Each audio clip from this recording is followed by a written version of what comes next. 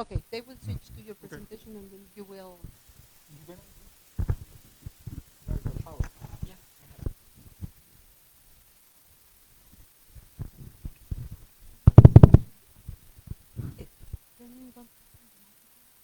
Start talking and it will. Bienvenidos a la Biblioteca Benjamín Franklin. El día de hoy, presentamos a Joao Teixeira, codirector del Centro de Ciencias Climáticas del Laboratorio de Propulsión de Jets en la NASA, quien nos hablará sobre el cambio climático y misiones satelitales. Agradecemos también a la red de American Spaces que se encuentran transmitiendo este evento alrededor del país y a todas las personas que nos ven por Facebook Live. Okay. Pueden dejar sus preguntas en los comentarios. Recuerda suscribirte a nuestro boletín de notificaciones para enterarte de todas nuestras actividades. Comenzamos. Hola, muy buenas tardes. Soy Claudia Mendiola, soy la directora.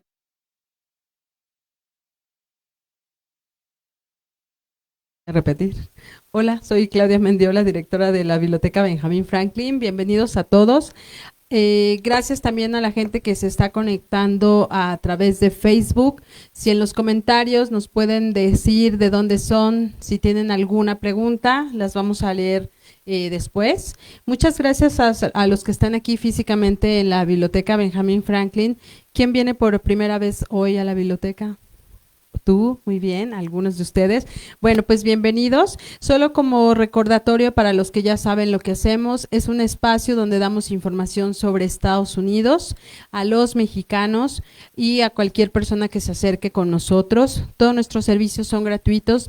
Pueden venir a aprender sobre la cultura de Estados Unidos a través del cine, a través de las pláticas como esta. Pueden también venir a practicar inglés de formas divertidas como la noche de juegos, el karaoke o en algunas formas más formales como en los clubes de conversación y en otras actividades que tenemos aquí en Ciudad de México y en general en nuestra red de American Spaces. Hay 6 espacios más a los que se pueden acercar si están en Chihuahua, en Veracruz, en Chiapas, en Guadalajara, en Hermosillo, pues se pueden acercar con ellos y participar en esas actividades presencialmente. Y bueno, pues muchísimas gracias. Esta tarde tenemos a Joao Teixeira, and I swear I try to pronounce it correctly. He will introduce himself and he will be talking about climate from space. La plática va a ser en inglés y bueno, también esa es una de las cuestiones que nosotros hacemos, ofrecerles este tipo de conversaciones en inglés para que practiquemos y aprendamos. Thank you, Joao, for doing this. Come over here and Thank you. go ahead. Yes, thank you. Muchas gracias. Yo no hablo español, pero hablo portuñol. Una mezcla de portugués y español. Yo nací en Portugal, en Lisboa. Después fui a trabajar en los años 90 del siglo pasado en Inglaterra. Trabajé en la modelación de previsión de tiempo. Después fui a Estados Unidos. Trabajé para un laboratorio de la Marina Americana, también en cosas relacionadas, investigación relacionada con la atmósfera, con el tiempo, con el clima. Después fui en Italia 3 años y retorné a Estados Unidos en 2008. Trabajo al laboratorio JPL, Jet Propulsion Laboratory, en Pasadena, en el norte de Los Ángeles, desde 2008. La presentación será en inglés, pero si ustedes tienen cuestiones en español, en principio lo puedo comprender, puedo responder en portuñol y puedo clarificar también ciertas cosas en portuñol. No hay problema que si quieren interrumpir, no. Si quieren interrumpir, no hay problema. Digo, no comprendo esto, me puede explicar mejor en portuñol o en inglés. Lo hacemos así.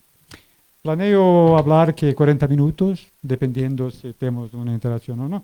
Y después, probablemente que 10, 20 minutos de cuestiones aquí o remote en otros sitios también.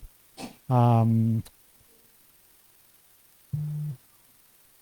Quiero pedirles que si tienen alguna pregunta, levanten la mano y les pasamos el micrófono, porque si no, no nos escuchan en la transmisión. ¿Ok? Gracias. I'm just telling them to use the microphone for the question. okay, so I'm going to begin again. If my English is too fast or not good, because my English is also not my first language. So my first language is Portuguese. So as I said, I work at the Jet Propulsion Laboratory, and I want to talk to you about climate from space. So there's a lot of, I'm sure you know from the news about climate change, what causes climate change, the impacts of climate change. And what I want to give you is a perspective of the research and the work that we do by monitoring and looking at climate from satellites in space, and potentially sort of make you excited and interested in something like that. So this is actually a satellite called Aqua, which has been Aqua, has been in space since 2002, so more than 20 years. There's several instruments here, and this is when they were, when they have to put all these things together, they have these big laboratories where everything's very clean so that they can, there's no dust, or try to avoid things getting into the mechanisms. But whatever they did was very good, because the satellite and most of the instruments are still alive 20 years after they were launched. So this is the first satellite image of the Earth from space. This is a satellite this is the image of April 1st, 1960. And this is the first image that came down from space. And you can see there's a lot of clouds everywhere. And since then, satellite data has become essential for weather prediction. So, everything from storms to droughts to, hurricanes, the satellite data is very helpful in predicting the weather in a variety of different ways. Now, many decades later, we use satellites to observe the Earth and the climate for all sorts of things. This is just one example. Right now, you know that we're going through an El Nino, and because of that El Nino, there's sort of some weather events happening more frequently, like in California. In Northern California, there's a lot of bad weather going on right now. This is from 1997. This is the temperature of the water. And you can see that when you have El Nino, the water, so this is the difference between the average. So this is when you have El Nino, the temperature of the water in this region off the coast of South America, off the coast of Peru, gets very warm. And that's very bad, or it's very good for some things, but it's also very bad for fishing, for example, because Peru is very good, has a lot of fishing, and so does, I think, Baja California, because the water is very cold. When the water gets warmer, there's much less fish. So that affects, for example, the fishing industry in Peru a lot. Now, this is just one example of the many satellite missions that NASA has operating right now. This was not the most updated one, but it's very recent. And you can see how many of these satellites exist going up in space around the planet all the time. They go around the planet every hour and a half in general, on average. And they measure all sorts of things, and I'll describe some of them to you. So I work at this laboratory, Jet Propulsion Laboratory. We don't do jet propulsion. That was in 50 years ago. It's not like that anymore. We do a lot of research, and we do a lot of space missions, most of them to planets around the solar system. So JPL is mostly known for research not of the Earth, but outside the Earth. And I'll show you a couple of examples. So we have about 7,000 employees, about 1,000, maybe more scientists, many different types of scientists, about 4,000 engineers. And there's three main components, very large components. One is Earth science, so this is where climate and other things related to the Earth come in. This is for all the planets in the solar system besides the Earth. And this is for the astronomy and physics group. They also have a lot of satellites that what they do, they look up in space, like astronomy observatories. And very often it's better to look outside the atmosphere, because when you have in astronomy, you look up from those astronomy observatories, but you still have a lot of air in between and a lot of sort of light, for example, that comes from the stars and planets gets absorbed by the atmosphere. So you don't see things very well. If you put your instrument in a satellite in space, it can see much clearly because there's nothing between you and those stars. So these are some of the historical achievements of JPL. JPL was the first place ever, and the only one right now in the world, to send missions to Jupiter, to Saturn, to Uranus, to Neptune. So these are famous missions. This is one of them. These are Voyager 1 and Voyager 2 that were launched in 1977. And right now they've been through all the planets and they are outside the solar system. JPL is also the first institution and only to launch a big spacecraft that orbits around Saturn and did a lot of investigations in Saturn. And these Mars rovers you may have seen on television. There's a lot of Mars rovers that JPL developed. So rovers are just like little vehicles that drive very slowly. But they go up to Mars, they land on Mars. The difficult thing is really to land on Mars. It's a very challenging, apparently, technical thing to do. But JPL has landed all these different rovers on Mars. So JPL is very famous for a lot of these things. And a lot of these technology achievements lead to great science discoveries. So some of the most important science discoveries of JPL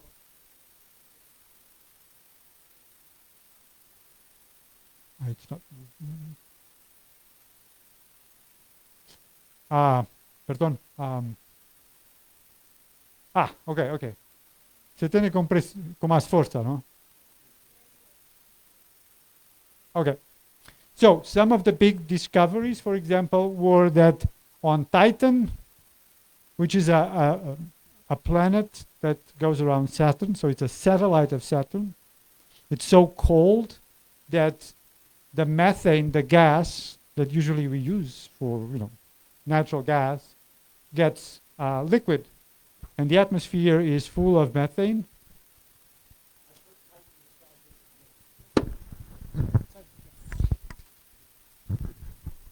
I've heard Titan described as a moon. How do you differentiate between moon versus planet that is a satellite of another planet? Mass? Or I meant a moon. Oh, okay. I'm being very informal. A moon of Saturn. I called it, it's pretty big. So sometimes if you call it a moon, people think that maybe something small. But a lot of the research now that JPL is doing is going to these moons of other planets, like moons of Jupiter or moons of Saturn. So another one is Enceladus, which is a moon covered with ice, liquid water, not liquid water, ice. And inside, we now know there's actually liquid water. And the reason we know that is because there's water vapor, among other things, coming out from holes in the surface of Enceladus. There's another big moon that we know has this kind of property, which is Europa, which is a moon of Jupiter. And JPL is launching a mission to Europa this year to try to investigate better if there is life in those oceans. So we now know that there is no life on Mars, and the best candidates for life outside Earth, in our solar system, are moons like Enceladus or even Titan, who may have ice and then underneath liquid water, or Europa. So there is the possibility that inside that liquid water there's life. Now, what type of life is that? Probably not squid, but they may be sort of microbial life, maybe. But it's covered by kilometers of ice.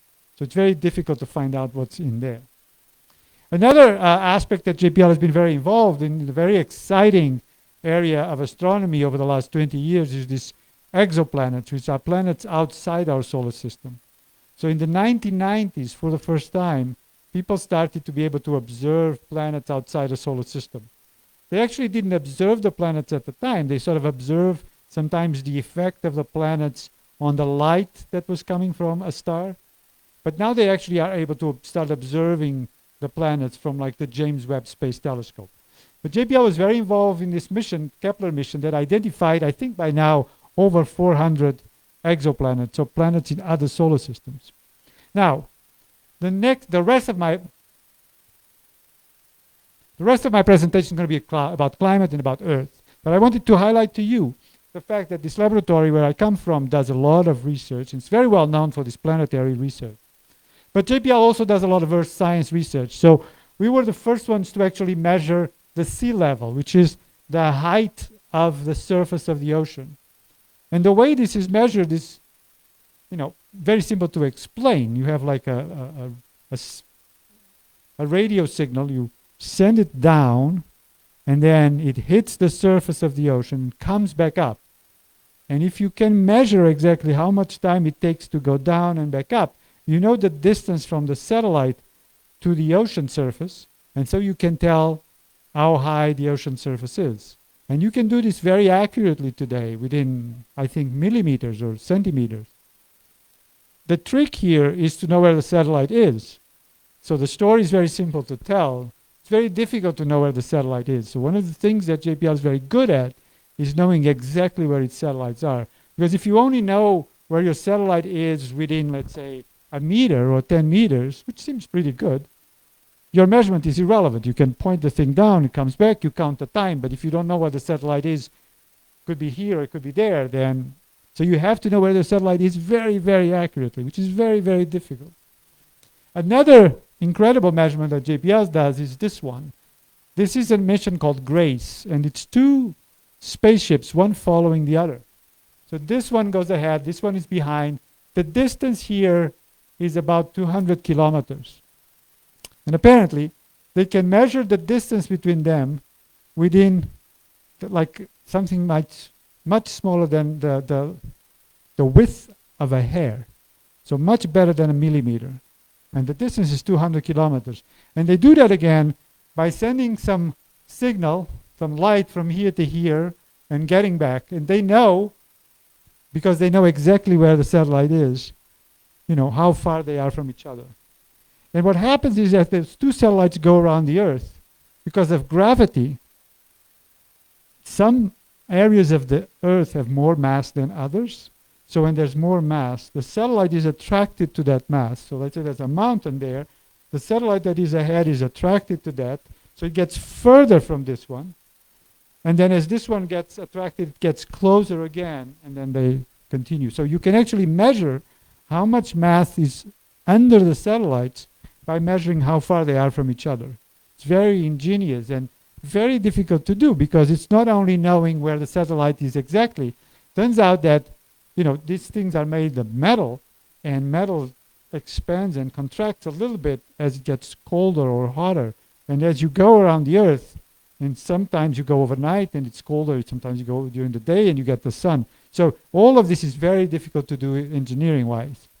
I'm going to focus also, I'm going to show some results from this, and I'm going to also discuss some of this global measurements of the atmosphere. What JPL does very well is actually also look at the atmosphere, and I'll explain you how, try to measure things like the temperature and how much water vapor and how much carbon dioxide exists in the atmosphere.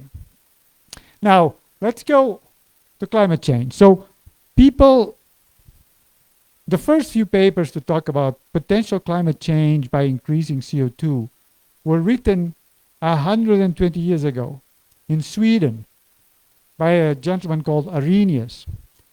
And he wrote this paper, and it was quite remarkable what he did. Based on very few measurements, he calculated that if you double the amount of CO2, so you have 2 times the amount of CO2 that they had 100 years ago, that the temperature of the surface of the Earth will increase by 3 to 5 degrees Celsius, which is very, very good because it's more or less what we know now. He was very happy with that because he was from Sweden. And he wrote that, this is going to be good for Sweden, but because it's going to get warmer. But it also, he estimated it was going to take thousands of years because he didn't anticipate the amount of oil and coal and gas that was going to be used, and so how much CO2. He thought this was going to take, like, let's say 1,000 years. But then in the 40s, in the 50s, in the 60s, people start to realize, and I'll show you a figure that starts in 1957, they start to realize that maybe this is going to happen sooner. And in 1988, this gentleman who's called Jim Hansen from NASA testified in Congress and said, it's already happening. And he showed this figure. And I'll show you a similar figure. So this is the temperature. This is in Fahrenheit, and maybe Jess and others can explain why Fahrenheit is still used in the US. But in the US, people, as many of you know, use Fahrenheit, which I'm used to it. But it's sometimes confusing. But this is the temperature of the Earth, of the surface of the Earth. And this is how much it has been changing. This is what they knew in 1988, since 1880. And he realized that it was going up. And this, he was doing climate modeling, and he was understanding that this was because of the increase of greenhouse gases like CO2, because of industry, because of burning oil and burning coal. And he said, this is going to be really bad. And this was in 1988. And, you know, things have changed. There's a lot more renewables today, but the problem still persists, as you know well. And we don't need to go in there. If you want, we can. And so this is when in the US, this is probably the date when in the US the sort of national debate started about this. But the debate continues. So let me show you something similar to that figure. It's a more modern one. This is produced in the United Kingdom in England. This goes from 1850 to 2023. This is 2023, I think, in red. This is the difference. So this is temperature in Celsius. So like not forget Fahrenheit now for the rest of the talk. This is not that it's 0 Celsius. It's like you calculate the average temperature of the surface of the planet, let's say until 1950, and then this is the difference, or from, I think, I'm not sure what the exact period they use here. It's somewhat irrelevant. But what you can see is that, and then they take the difference. So this period is colder than average. This is warmer than average. But the important thing, of course, is that it's going up. And it's going up quite a bit. And right now, you probably heard that 2023 was the warmest year ever measured. So last year was really, really hot. And this January, apparently, is the hottest January ever. Something like that. Of course, these things need to be confirmed and so on. So you can see this increase, and I'll talk to you about why this is happening, but you can also see the impact that this has. So before going and trying to understand why this is happening, we can talk about what is also happening because of this, right? So climate change, and this is actually the, I took this one during the summer because I was teaching in a summer school, and you can see this is sort of, the black is the average of 79 to 2000. This is across the year, so January to December. This is the increase of temperatures. This is actually the full temperature of the planet. In black is the mean, right? In gray are all the different years. 2022 is in yellow, and 2023 is in red. And you can see that by the summer we realized 2023 was going to be very hot. And it continued to be very hot. And it's clearly above 2022 and very much above the average, as you can see.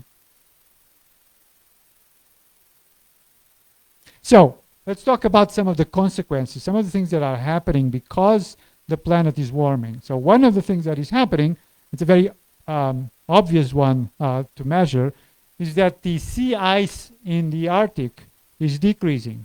So for example, this is actually an old figure, ends in 2016, but it's actually a really nice one because it shows both the maximum of the ice cover, the average, and the minimum. So essentially what is changing is the minimum in summer. The maximum stays more or less the same.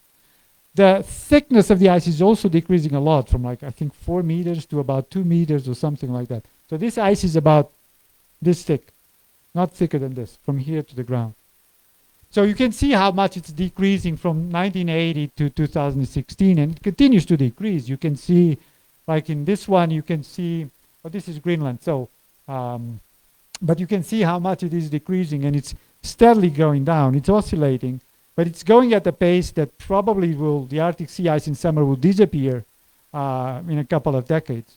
Now, this has huge impacts on sort of geopolitics, right? Because Canada, the United States, Russia, all of these countries are trying to understand what's going to happen to the Arctic to be able to exploit this to their political advantage, of course. I mean, one of the big things right now is that the Suez Canal is sort of in turmoil. So 90%, I think, of the traffic of big ships through the Suez Canal is blocked.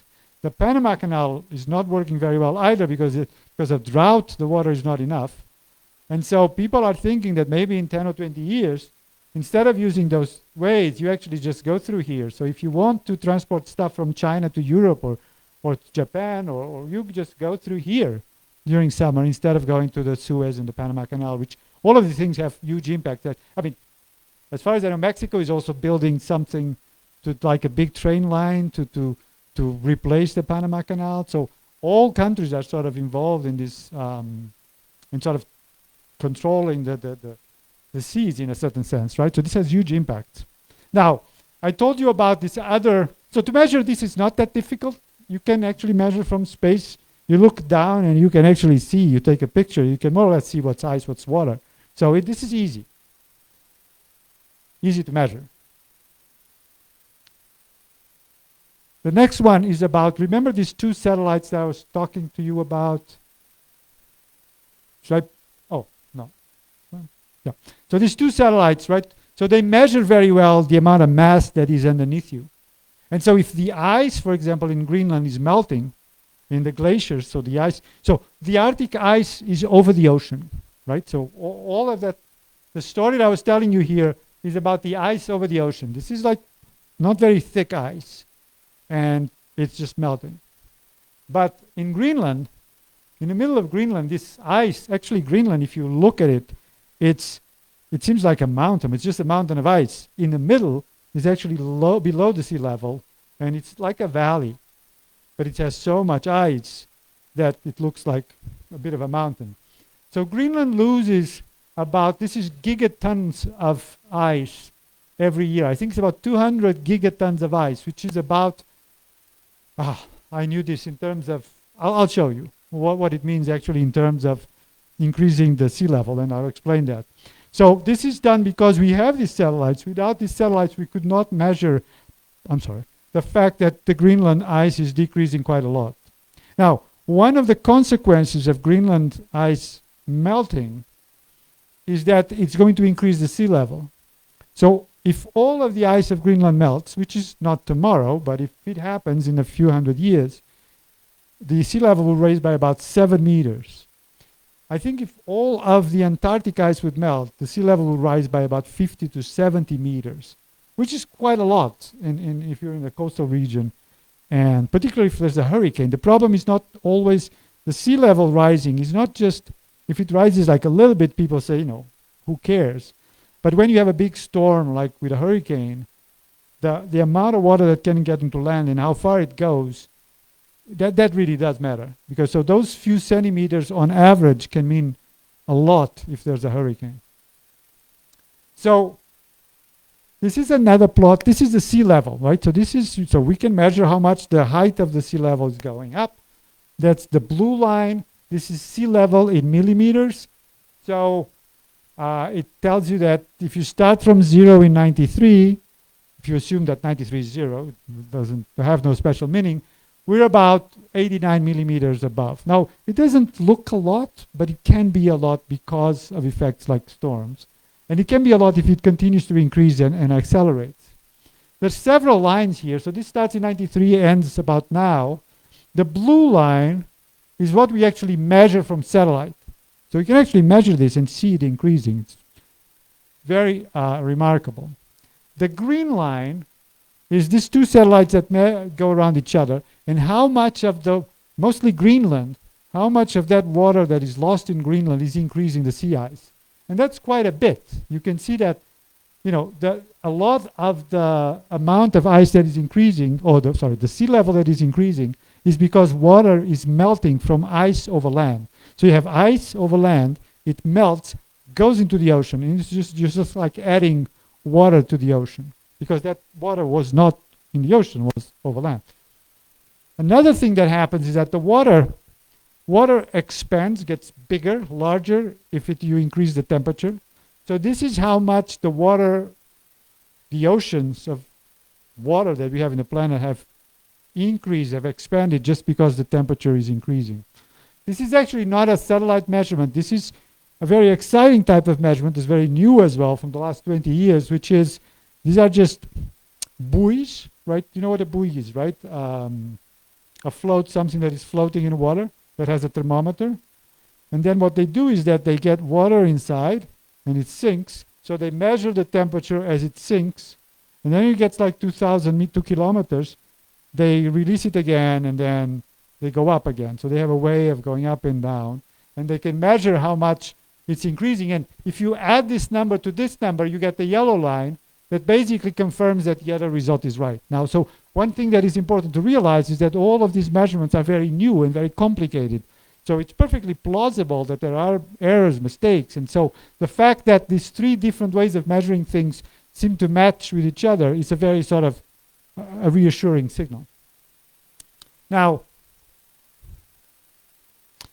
I've talked to you about sort of some changes in the mean state of the climate, the temperature, the Arctic sea ice, the Greenland. But a lot of what happens in climate change, or what's going to happen in climate change that will affect us, will have to be with extreme events. So it's the increase of storms, for example, that actually changes the way we're going to be affected by climate change.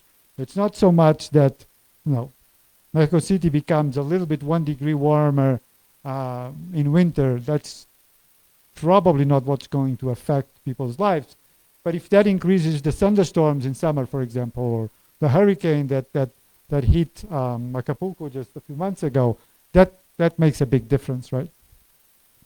Now, let me try to explain or talk about why is this happening. So we talked about the temperature is increasing. We see the impact of the temperature increasing, but why is it increasing? And it's associated with the increase of carbon dioxide.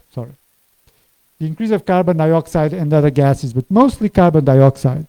Now, this is a very important graphic. This is the amount of carbon dioxide in the atmosphere. It's very little. These are parts per million. So it means that, there's like, let's say 300 of whatever units of mass of CO2 by 1 million units in the atmosphere. But it has a big impact, and I'll show you. So this is the concentration, how much has been changing since 1957. This is a measurement done by the Scripps Institutional Oceanography and by the National Oceanographic and Atmospheric Administration in Mauna Loa, which is one of the mountains in the Big Highland in Hawaii. And when the gentleman that started this in 1957 is a very important year for science of the Earth and for space. That's called the International Geophysical Year. That's when many countries around the world decided to do a lot of research and a lot of observations to start measuring the Earth in a new way. It was also the year that the Sputnik, the satellite, the Soviet satellite, was launched. And that sort of triggered the space race between the United States and the Soviet Union. There was this little satellite beeping, beep, beep, beep, beep, beep. And the president of the United States, Eisenhower, said, okay, we have to create NASA. And NASA was only created in 1958, although the Jet Propulsion Laboratory, our laboratory, exists since 1936. I could tell you some stories about that, but maybe some other time. So the laboratory existed and then was brought into this new agency that the government created. So when this gentleman made the first measurements, he wasn't expecting this to be increasing in this dramatic way either. So by the way, so just to make sure, the red line are the original measurements, and the black is just the average of the red. And what the red shows is that, of course, it's not just increasing, it changes during the year. So the reason it changes is because there's much more land in the northern hemisphere than the southern hemisphere. So this is just the plants breeding. This is just the season. So CO2, plants just absorb CO2 to do photosynthesis, and so and they also have respiration, but there's this process, and because of the seasons, there will be periods in which they absorb more than other periods. So when they realized after a few years, he wrote a paper after like 5 years and said, it seems to be increasing. And then he realized that, there are other people that have been talking about that this could be happening. But this is the first time that measurements, continuous measurements in the same place of CO2 started. And this is a very fundamental graphic. And one of the things that is quite important are two things. So one aspect is, I'll show you this same plot, but it's a little bit different. So now you have still the same years, 1960 to 2020, but now it's just how much it's growing per year. So how much is CO2 growing per year? And let's say this grew 1 per year, 2 per year, 3 per year. So two things that you notice here. The first one is that it's growing more and more. So it's not just a straight line, it seems to be increasing, right? But the other important factor is that it oscillates a lot every year. So like could be a year in which it increases by 3 parts per million, and another one, the next one, increases by 1. And so what you're seeing here is how the oceans and the vegetation over land are interacting with the carbon. And about 50% of the carbon that is emitted by burning oil, burning coal, burning natural gas, about 50% of that stays in the atmosphere. The other 50% is absorbed by the plants. But nobody knows why is it 50%. And nobody knows if it's going to stay 50%. It could just stay more, stay less, probably more. And so when you see these oscillations, this is the interaction between sort of the forest and the atmosphere, right? The forest grows more because there's more CO2, and in some years it grows less. So why is the CO2 affecting so much the atmosphere? In here, I'm going to get a little bit technical, but not too much, so don't worry too much about it.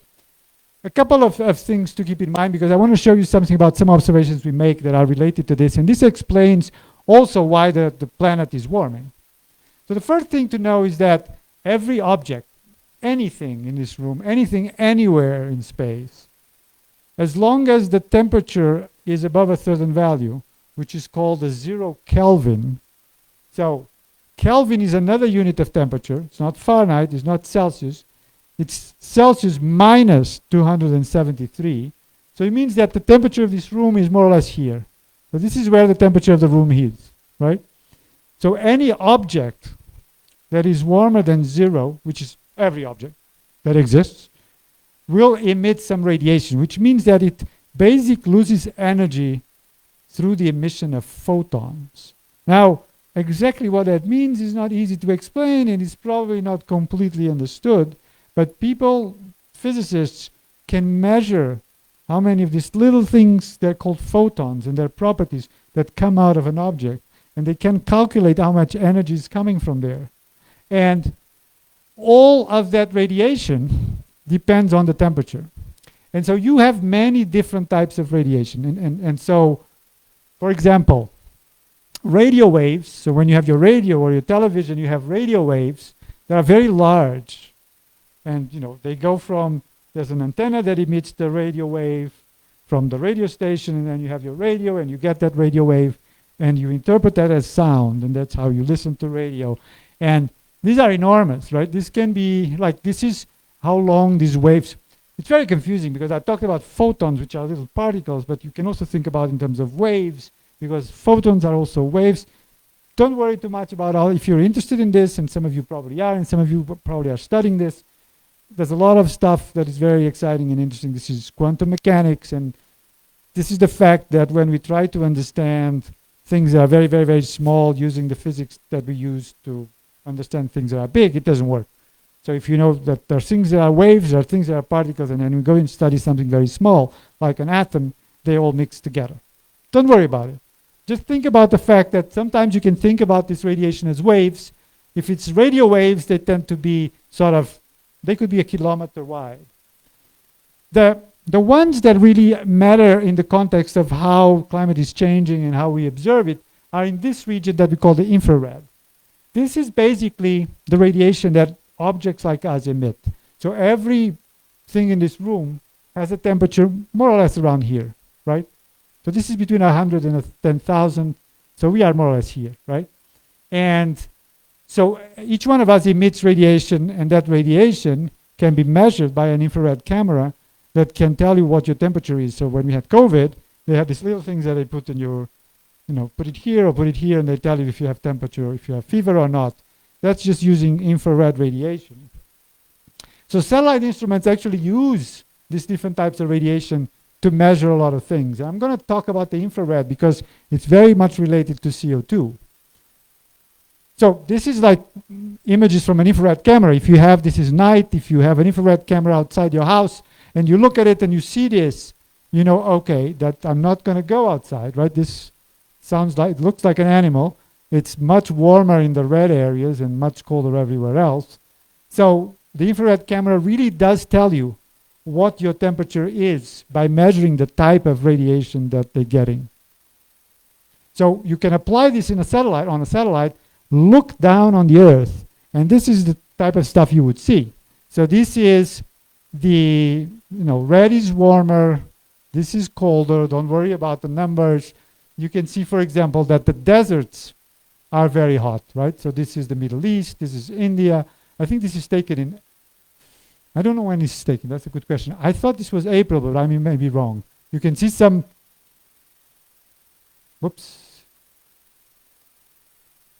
some regions in Mexico can be very hot because it's the desert and it's a very hot day. Same thing over here, same thing in Australia. But you also see colder stuff, right? So colder stuff could be the surface that is very cold, but it could also be clouds. So all of this yellow stuff is clouds. So actually, when there are clouds underneath your instrument, you don't see what's below because the clouds are completely opaque. They're not transparent. That you can see, right? If you look at the cloud, you cannot see the sun. The same thing with this infrared radiation. So you can actually see all of these different things that are going on that are clouds related to the atmosphere. Now, the important thing is that this is how the Earth loses energy to space. So each one of us is losing energy continuously. And we're getting energy from the walls and from you. So if you get into a room, and even if the air in the room is not too cold, but if the walls are very cold, you will feel cold because you're exchanging radiation with a wall. The air doesn't do very much. So you can actually get very cold. The reason we don't get extremely cold is because we all have more or less the same temperature. So we kind of continuously exchanging photons and making each other warmer with the walls and with the objects. So Earth loses energy through this radiation. So when you're measuring this infrared radiation, what you're seeing is how much energy the planet is losing to space.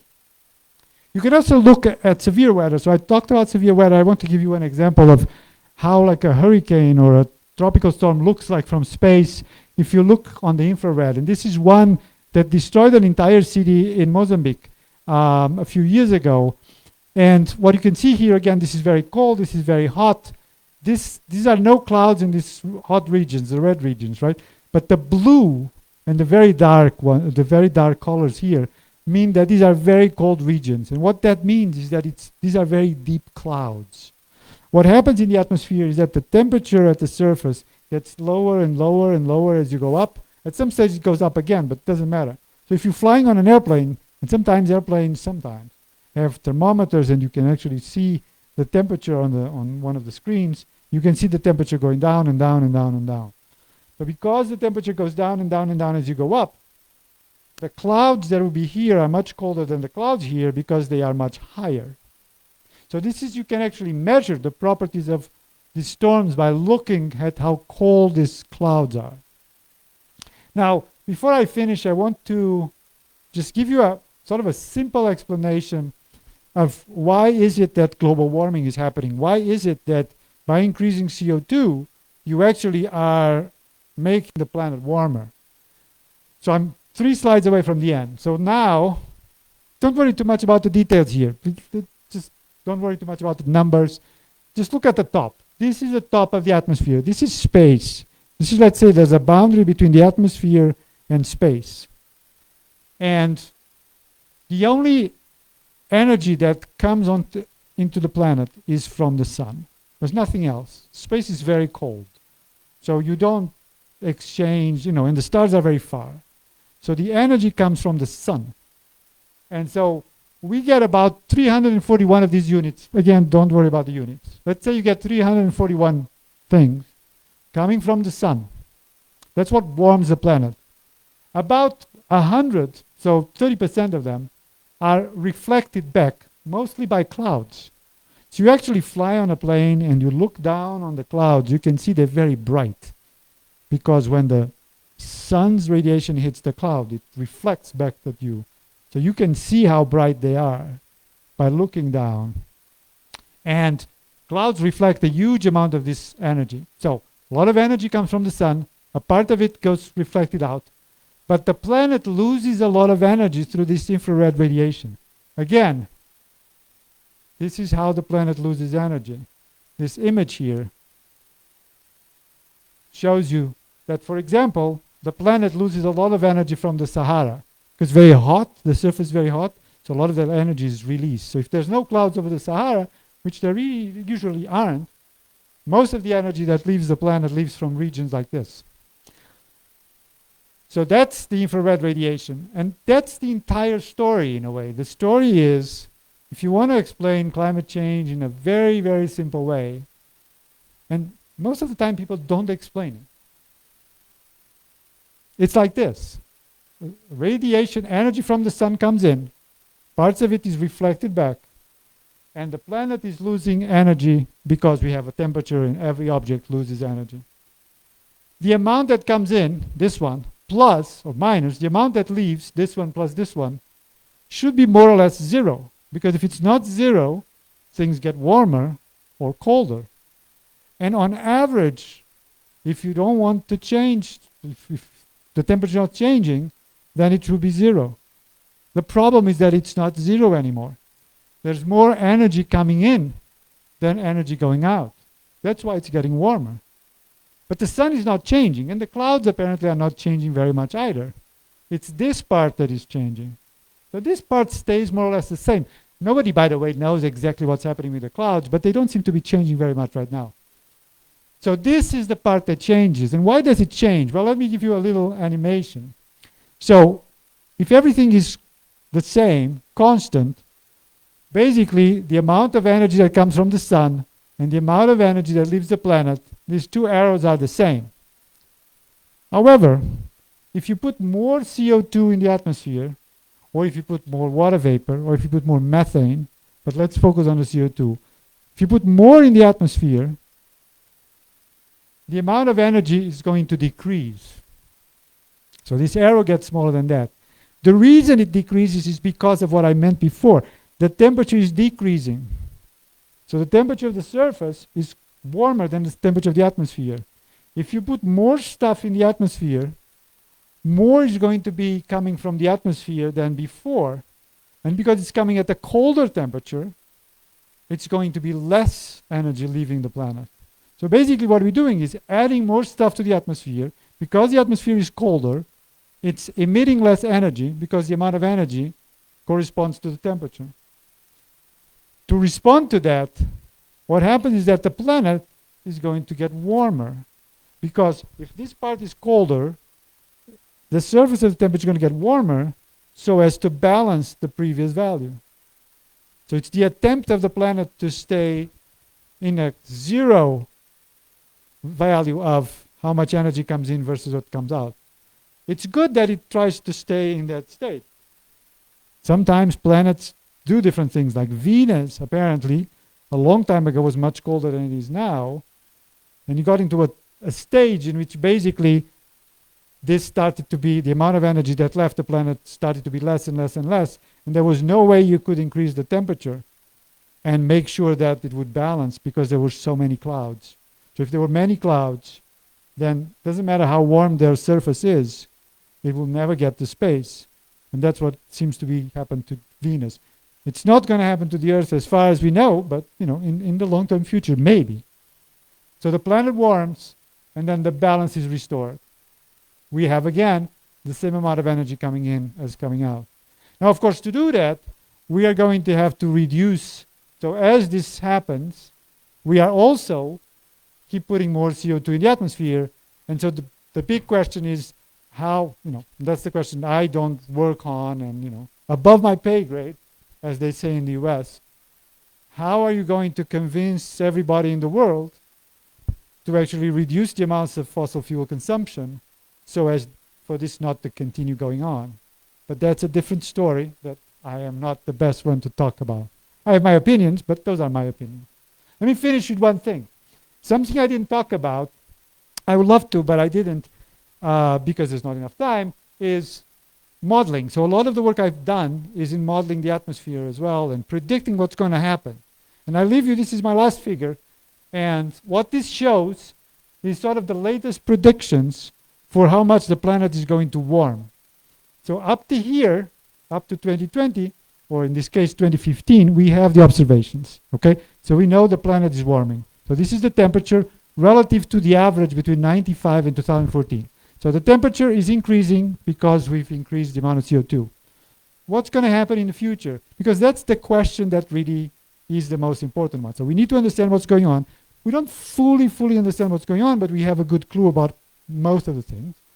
But exactly what's going to happen in the future is what should determine our behavior in principle. And so what this shows is two things that are important. I'm going to leave you with that. So there's different colors here, and each color corresponds to a certain amount of CO2 in the atmosphere. So what people do is that they try to predict, first they try to predict the future of politics and economics in the world. Kind of more or less impossible, really, but really hard.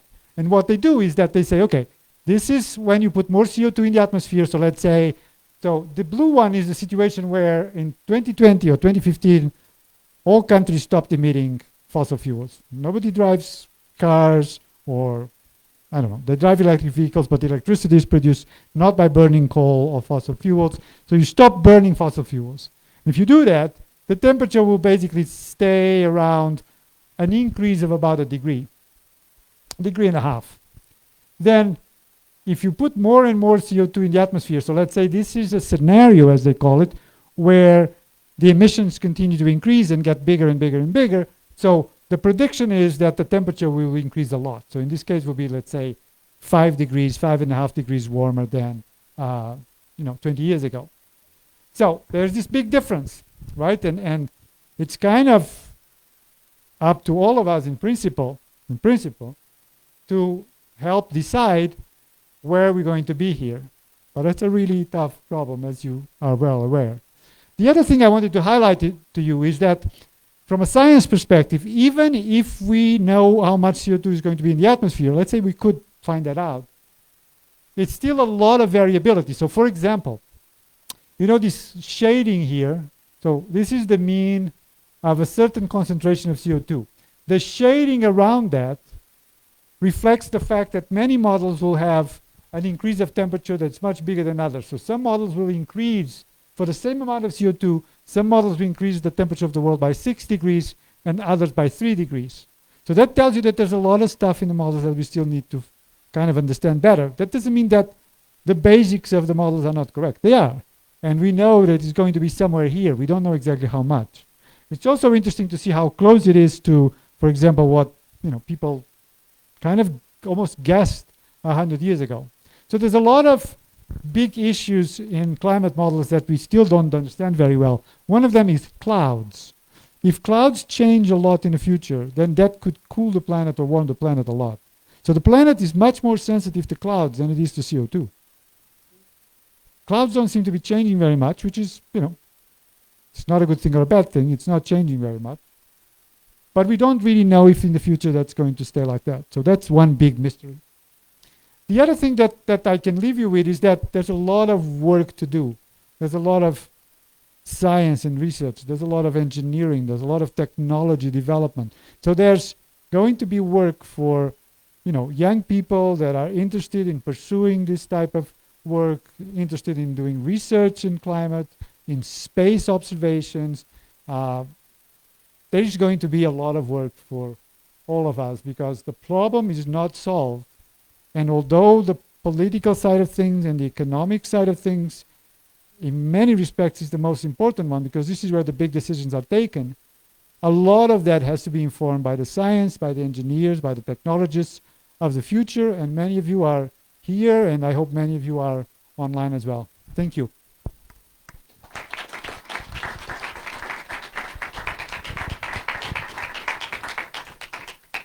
Thank you, Joao. I just want to mention that we have connected some people from different places in Mexico, some vocational schools from Acapulco, Piedras Negras, Pachuca, Chalco, Tultitlán, Colima, Querétaro, Chimalhuacán, Tuxtepec, Chihuahua.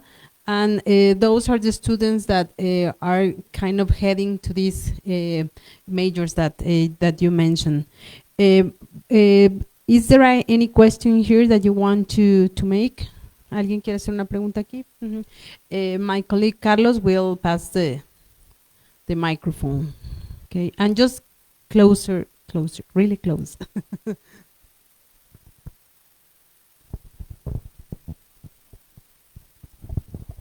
Hello, good afternoon. I'm amazed for all your knowledge. Congratulations for all the things that you have been sharing with us today. And well, I have two questions. The first one, what do you know, or what is your opinion that, for example, I've heard here in Mexico, especially in Monterrey, that they try to explode the clouds in order to get rain. And the second one is if you know anything about the hold of the ozone layer, if it's true that it exists and it's being held. That are my questions. Thank you. Thank you. So I think the first question is about what people call, there are different names they give to that, to try to create rain. I think many scientists and engineers have tried to do that over many decades. It's never been shown to be, sometimes it works well, sometimes it doesn't. I'm not an expert on that. So I can tell you my opinion is not going to be the best. But as far as I know, people try that. People have tried that in many places, in Mexico, in the United States, in China they try it a lot now. I don't know if the effects have been very positive. I think it's a very difficult problem. I can relate that question that you have to something. I don't know how many of you have heard the term geoengineering, but there are groups of people across the world thinking about how can you actually, so what we're doing to the planet is an experiment, but it's not an experiment that was planned. Nobody planned to do this.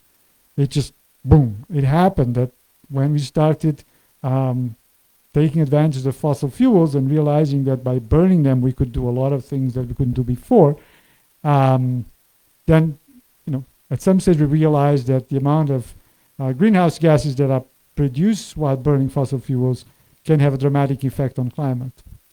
But there are people talking about in the future, if necessary, and I'm not one of them, I'm not saying that we should do that, but there are people talking about changing the atmosphere in some parts to sort of cool down the atmosphere. It's a very tricky thing. It's very difficult.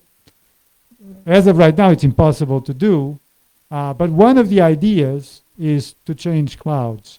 So there are people saying because clouds are so important, reflect the radiation from the sun so effectively, there are some people, not many, but some, that say maybe if we could find ways of changing clouds, of making more clouds, then having more clouds would reflect more radiation from the sun that would cool down the planet and balance the increase of the temperature from CO2.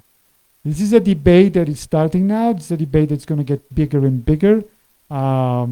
It's a very complicated question, not only from a science and engineering perspective, but also from a political and ethical perspective. The second question about the ozone layer, yes, there is an ozone hole. Again, I'm not an expert on the ozone hole. It turns out that the ozone hole the issue has been addressed successfully Now, there are still issues going on, but there's something called the Montreal Protocol, so an agreement between different countries in the late 80s, I think, or early 90s, I think it's late 80s, in which all these different countries said, we know why the ozone hole is increasing. It's because there's some chemicals that are being put in the atmosphere. So we're going to try to minimize those chemicals. And when they did that, they were able to reduce the ozone hole. It's not perfect yet, but it's reduced. Now, people sometimes talk about how to use that as a model for what we need to do about CO2 and methane. But there's a big difference, is that the industry that was affected by those changes was very small. So whatever we did for the ozone hole was very good, very intelligent, very, very politically and technologically very, very good. But it cannot just be applied to CO2 and methane because fossil fuels are everywhere we go. Everything we do, right, is affected by fossil fuels. So it's so much more difficult to address. Before we do another question here, I just want to mention a school from Acapulco, English Digital School, and they wrote, where we were heavily damaged by Otis, but glad at the same time that things are being done to understand this issue that affects everyone around the world. Because you mentioned also Otis. Can you repeat that? Sorry. We were heavily damaged by Otis, but glad at the same time that things are being done to understand these issues that affects everyone around the world. Yes, so things are being done. They're probably not being done as quickly, as effectively as probably they would need to be done. That doesn't mean that it's easy to do them effectively. It's not. But yes, some things are being done. Then that's good. I agree.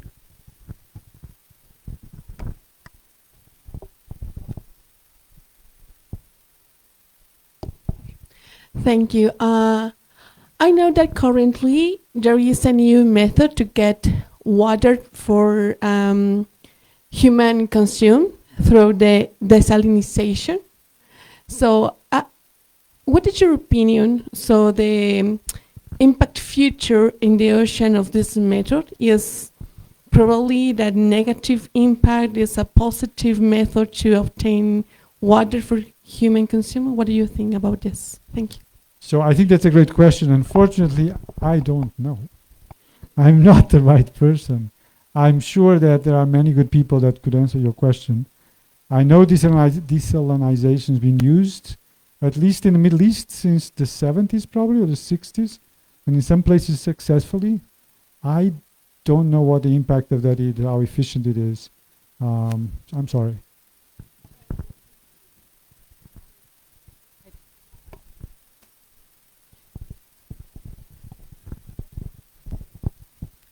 Hi. Well, I have two questions. The first one is there any other option besides this living? Well, yeah, stop using fossil fuels. Yeah, fossil fuels. Because in my opinion, I just think that's not gonna be something that will happen in the next decades, just because of a more social point of view. And even if it's not a more probable solution or something, but is there any other option? And the second one is if you know any plan to prevent the loss of natural resources that is being that it's happening because of this climate change. And sorry, say that the second one again. Is there some kind of prevention plan or something to restore natural resources that are being affected by climate change? So the first question is, I think, that's the most important question of the entire debate, right? How much can we reduce fossil fuels? How much can humankind reduce the consumption of fossil fuels? And I don't think anyone has the answer to that. And it's going to be a very complicated problem to solve. You can think of horrible problems like, if an asteroid hits the Earth, that's going to be very bad if it's big. Or if there's a nuclear war, that's going to be very bad. Or a big pandemic. COVID was so bad, but it only killed about 1% of people. Imagine something like COVID that would kill 20 or 30% of people. God knows how the world would look during those times. But all of those problems, although horrible, it's weird. What I'm saying is kind of strange, but although those problems are horrible and global, the solution to the problems may be easier. Like with the asteroid, the solution is, well, maybe there is no solution. Maybe the best thing is to check when they're coming. I don't know if you know, but NASA tried to develop a mission in which it went to an asteroid and threw something at it and broke the asteroid in two. And everybody was very happy, it was very successful. Now the asteroid was not coming towards Earth. They were just testing the technology, like in 100 years we may need it or something. Apparently now they're kind of confused because the asteroids, I don't know, I'm not sure about the story, but the results were not exactly as they expected. But exactly how we're going to do this in climate change is very, very difficult. Now you're asking, are there different ways of approaching this besides reducing the consumption of fossil fuels? Well, one is to try to take carbon out of the atmosphere. So there's this decarbonization, and there's all sorts of different approaches. You could, for example, grow more forests. So try to grow forests that absorb the carbon. You have more trees. Or there are actually machines that do that. You can put out, I think in Iceland they have these big machines that do that. But doing that effectively is really, really very difficult. So it's not obvious yet to most people that that can be done effectively. Although many companies and countries are planning that that may be the case. So that's a very complicated political question. The other is this geoengineering thing as well, which is a very dangerous idea. I'm not saying it shouldn't be explored, but it's very dangerous to think that we can implement it, which is to actually change the climate on purpose. You know, maybe in 100 years or something, we'll be able to do something like that. But those are potential solutions. So how do we get to the right balance, right? There must be a point where we are okay with that temperature increase, but it's so difficult. How do you get, even in one single country, there's no agreement, right? Go to any country and there's going to be different opinions. Some countries are more homogeneous than others. How do you get all the countries to agree? It's so difficult, right? Particularly because so many countries depend on fossil fuels. Yes, so it's an enormous problem.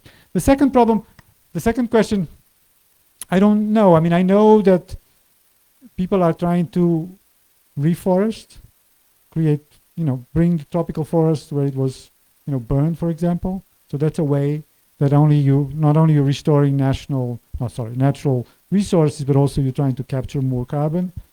People are trying something they call afforestation, which is to create forests where there were no forests, or there have been no forests for a long time. But so those are two examples, but your question has a lot of answers, and there's probably a lot of things that are going on that I don't know. Is there another question here? No? Well, thank you, Joao. Thank you, everyone, for coming. Muchas gracias. And, thank you. Okay. Los invitamos a seguir las actividades de la biblioteca, a suscribirse al calendario y vamos a tener otras pláticas relacionadas con el espacio en las próximas semanas y meses. Muchísimas gracias. Thank you, Joao. Thank you. Gracias.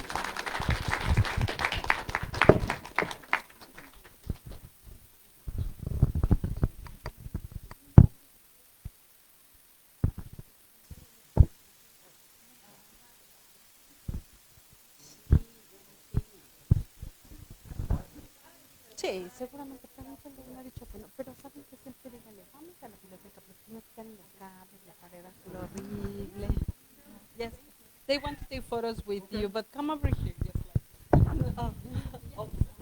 Es que sabes que si no saben la pared azul horrible, todo. No, sí, sí. Could you please